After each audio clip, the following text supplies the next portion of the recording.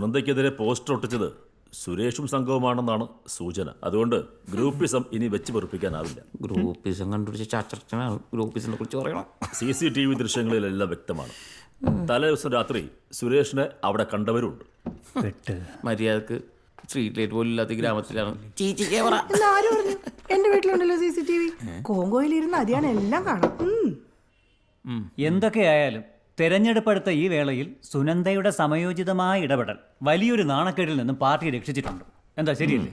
നമ്മുടെ പഞ്ചായത്തിന്റെ ഇന്ദിരാഗാന്ധിയാണ് സുനന്ദ എന്ന് പറയുന്നതിൽ എനിക്ക് ലജ്ജയില്ല. ലജ്ജയില്ലാട്ടോ.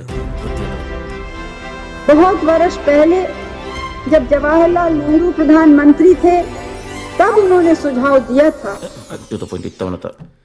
ഇത്തവണത്തെ സ്ഥാനാർത്ഥി ലിസ്റ്റ് അറിയാൻ പാർട്ടി പ്രവർത്തകർക്ക് താല്പര്യമുണ്ട്.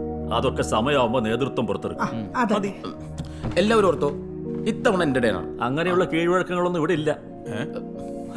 ഒരു പ്രത്യേക സാഹചര്യത്തിൽ സുനന്ദ വന്നു.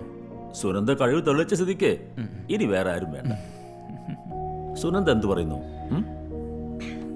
അത് പിന്നെ പാർട്ടി എന്ത് പറയുന്നു അതനുസരിക്കാൻ ഞാൻ ബാധ്യസ്ഥയാണ്. എന്നാലും കഴിവുള്ളവരെ കഴിവ് അതാണ്. സുരേഷിന് സീറ്റ് കൊടുക്കാൻ സുനന്ദയ്ക്ക് പോലും താല്പര്യം. അല്ല ഞാൻ വാടാ പോവാ.